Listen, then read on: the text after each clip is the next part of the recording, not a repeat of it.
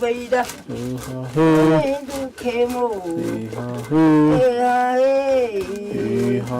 Segi Baba Segi Khoila Ite Nakas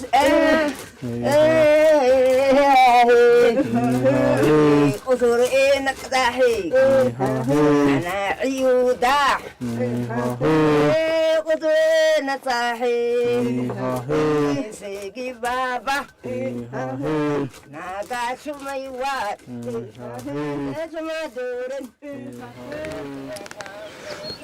Asante. Kwanza kabisa karibuni nyumbani. Hii ni nyumba ya kwetu, ilikuwa nyumba ya babu wetu. Babu wetu anaitwa Mzee Bura, alikujaga miaka kama miaka ya 1105 iliyopita hivi huku. Sisi ni wa Iraq ambao mwanzo wetu tulitokea nchi inaitwa Iraq. Miaka kama zaidi ya 1000. Na sisi asili yetu ni wakulima. Kwa hiyo kule Iraq kulitokea matatizo ya vita vya wenyewe kwa wenyewe. Na sisi huwa asili yetu ni watu ambao hatupendi vita. Kwa hiyo tulipoona matatizo yameanza kujitokeza, tukaanza kuondoka kidogo kidogo kutoka kule.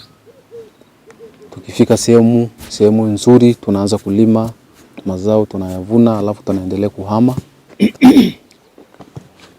Tukapitia sehemu inaitwa Yemen.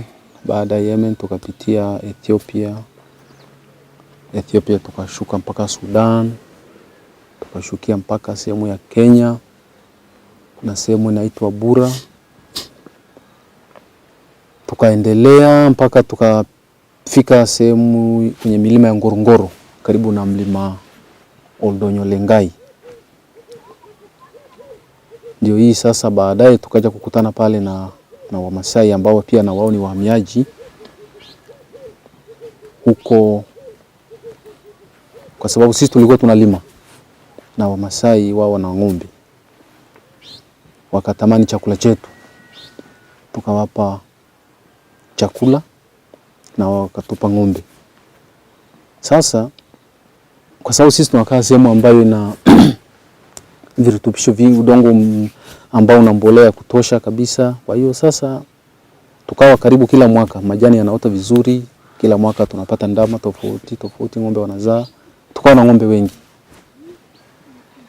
Baadaye Wamasai wakatushangaa, wakasema inakuwaje nyinyi mnakuwa na asili yetu, kwa sababu wao wanadai hiyo ni asili yao. Basi wakaanza kutuvamia sisi, wakaanza kuchukua ng'ombe kutoka kwetu.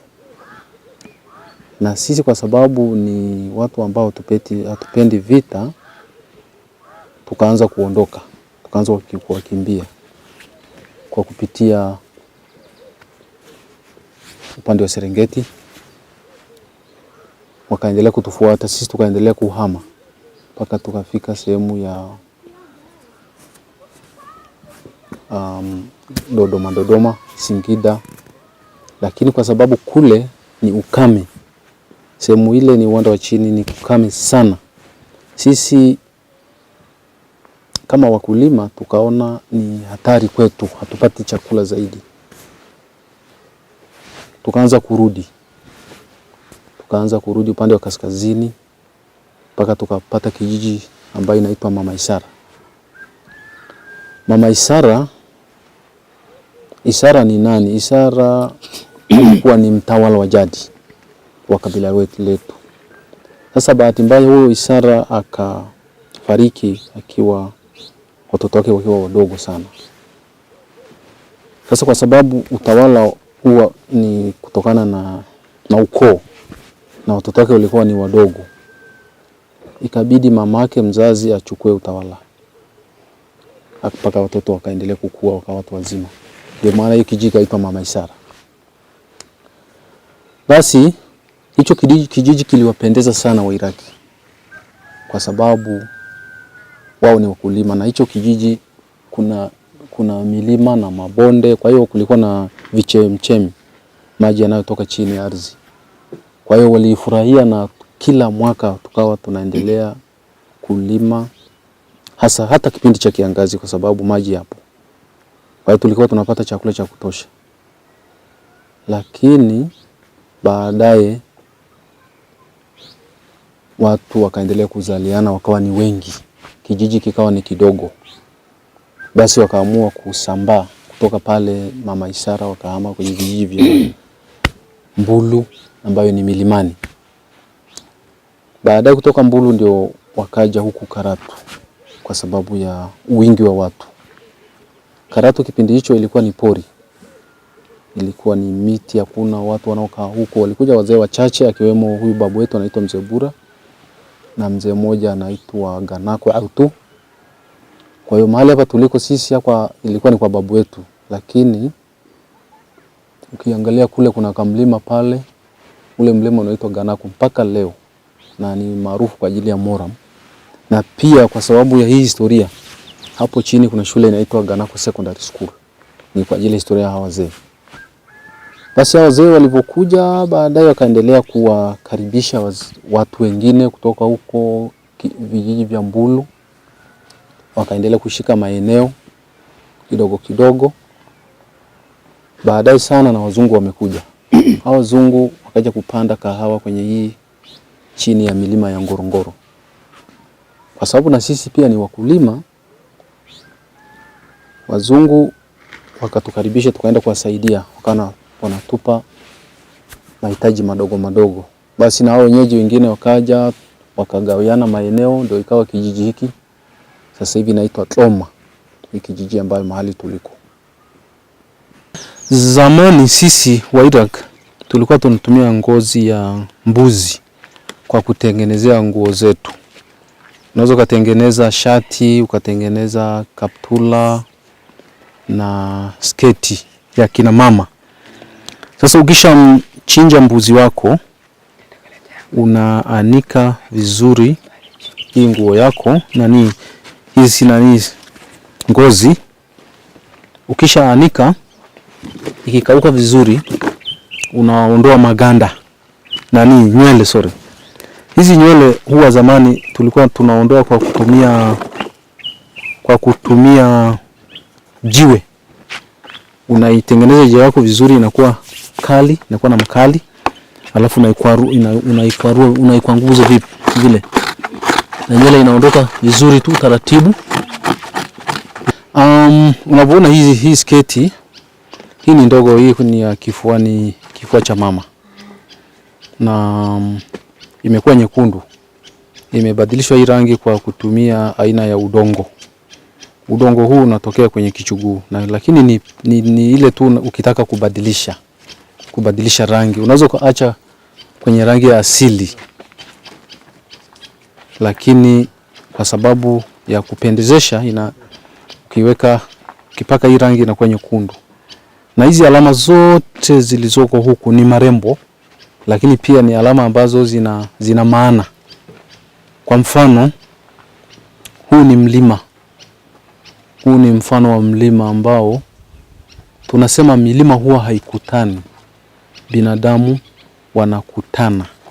Kwa hiyo elimu tunayopata kutokana na hii ni kwamba sisi wote ni ndugu, hatutakiwi kufanyiana mambo mabaya, kwa sababu leo unaweza kufanyia mtu mabaya, lakini kesho haujui utakutana naye wapi, sababu sisi ni wanadamu tunakutana. Na huu ni mti. Huu mti ndio ile nimesema kwamba maisha, sisi tunaamini wa Iraki, maisha yetu ni yanakuwa kama mti. Tulivyosema hii ni nyumba ya babu, ikawa ya baba yetu na sasa ni ya kwetu. Kwa hiyo mizizi, shina la mti na majani ni kama jinsi maisha yetu yanavyokuwa. Na hii ni ile jiwe ambayo ya kusagia mahindi ya chakula, unga. Kwa hiyo unaweza naona jinsi ilivyo. Kwa kila kitu ile huku ina maana yake. Na hii ndio chungu ya kupigia ugali, unaweza kutumia kupikia makande pia au maboga. Na hii ni kibuyu. Kibuyu inatumika kwa ajili ya kuchotea maji, haswa kazi ya kina mama na mabinti kuchota maji kutoka kwenye mto kwa ajili ya matumizi ya nyumbani. Na hii ni kinu kwa ajili ya kutwanga makande. Makande, kuondoa yale maganda kwa ajili ya maandalizi ya makande. Hii ni kibuyu sorry. Kibuyu hii ina maana maalum. Sisi huwa tunatembea muda mrefu. Kwa hiyo unaiweka chakula chako huku. Popote pale utakapojisikia una njaa, unakaa chini ya mti unakula chakula chako. Ni kama mto ambao uko kule Mama Isara. Huu mto umepanda juu, umeshuka, umepanda juu, ni kwa ajili ya maisha yetu ya wanadamu. Maisha hayajanyooka. Kuna wakati unapanda juu, unafanikiwa, mahali umefeli.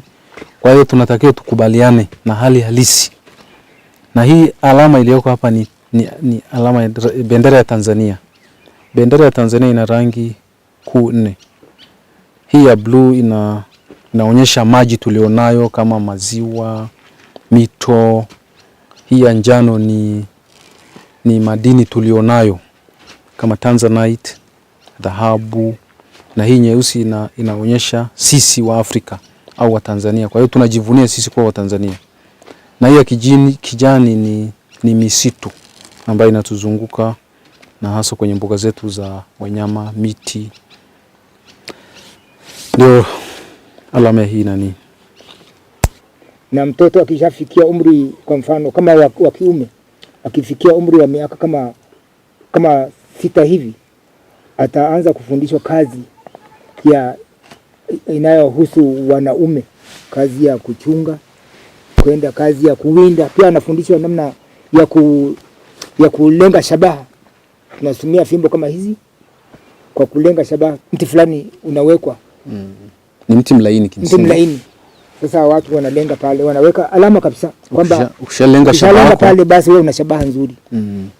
Na wasichana walikuwa kwa umri huo wanafundishwa kazi za ndani kama kusaga na jiwe. Kuna jiwe la kusagia kwa sababu zamani hakukuwa na mashine. Na mpaka leo hii kuna sehemu za Mbulu, kuna maeneo bado wanasaga kwa kwa jiwe la kusagia. Maanake ni kwamba watoto wa kiume wakishafikia umri labda miaka 8 na kuendelea, basi wanaanza kupata maelekezo au mafunzo kutoka kwa babu, aina za kazi na nini, ustaarabu wa maisha. Lakini watoto wa kike ndio sasa wanakuwa na bibi, haswa jioni kama wanapika, ndio wanaendelea kuwalea, wanapata malezi, hata baadaye jinsi ya kumtunza mume wake akiolewa na nini. Kwa hiyo ni mafunzo kama hayo, sio kwamba mafunzo ya shuleni. Sababu zamani ilikuwa mna shule. Alafu zamani kulikuwa kuhusu wasichana wakifikia umri wa utu uzima, yani wakifikia umri kama miaka 15, 6 hivi, wanahifadhiwa mahali kwa vulana wanahitaji ni jando. Wanawekwa ndani, wanafundishwa namna ya kuishi na maisha na mume wake, na pamoja na namna ya kuwatumikia vizuri wakwe zake pasipo na hitilafu yoyote, kwa sababu asipofanywa hivi kweli hata yule mchumba hawezi akampata. Kwa hiyo wanafuata sana kanuni hizi. Na yule unyago ulipigwa marufuku mwaka wa 42 na chifu wetu ambayo kweli tunaweza tukamuita ni mkorofi, walikuwa anaitwa Mikael Aho. Akasema hii desturi ya kishenzi sitaki kuiona. Na kweli wale ambao hata hawajahitimu kozi yao aliwatoa nje. Na kwa desturi wasichana wale ambao wako jandoni walikuwa hawali wenyewe unyagoni. Hawali wenyewe, wanalishwa na binti kama huyu. Msichana mzima tu wa miaka 15, 16 analishwa chakula, hawezi akachota mwenyewe akala. Awaki nana gwa seturuke. Awaki nana gwa awaki nana gwa awaki nana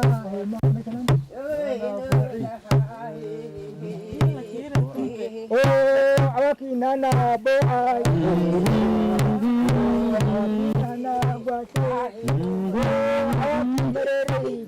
Oh.